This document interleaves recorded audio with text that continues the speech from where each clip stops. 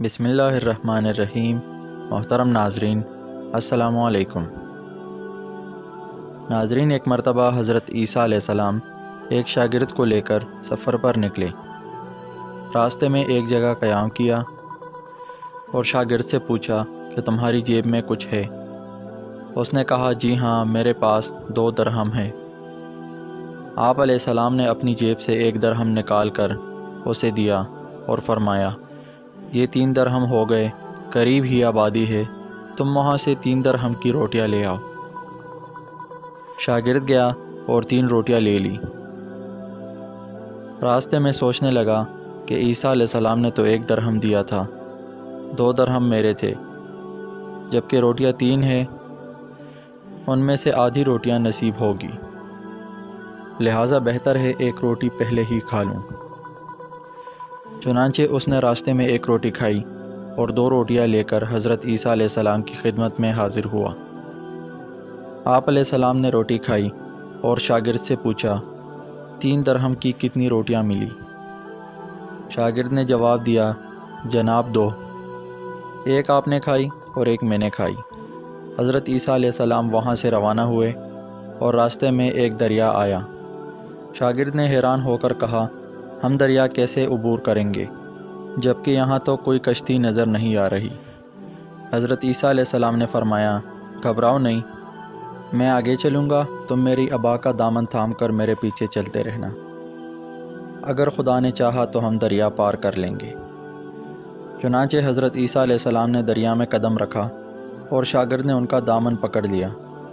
آپ علیہ السلام نے دریا کو عبور کیا، ان کے پاؤں تک گیلے نہ ہوئے۔ شاگرد نے یہ معجزہ دیکھ کر فرمایا، میری 1000 جانیں آپ علیہ السلام پر قربان، آپ جیسا صاحب اعجاز نبی پہلے کبھی نہیں آیا ہوگا۔ آپ علیہ السلام نے فرمایا، یہ معجزہ دیکھ کر تمہارے ایمان میں کچھ اضافہ ہوا؟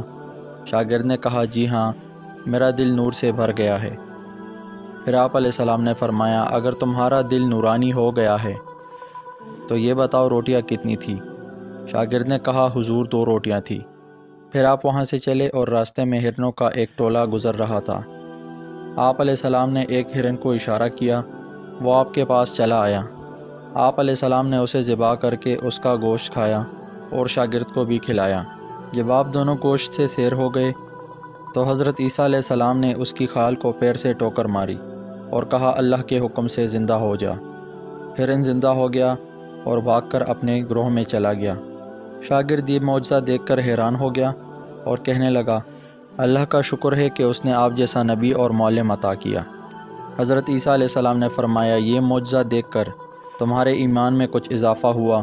شاگرد نے عرض کیا، سبحان اللہ، میرا ایمان پہلے سے 2 گنا زیادہ ہو گیا ہے۔ آپ علیہ السلام نے فرمایا، پھر یہ بتاؤ کہ کتنی روٹیاں تھیں؟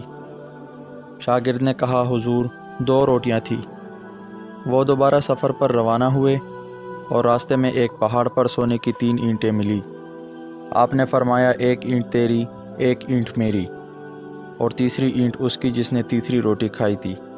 یہ سن کر شاگرد نے شرمندگی سے جواب دیا، حضور تیسری روٹی میں نے کھائی تھی۔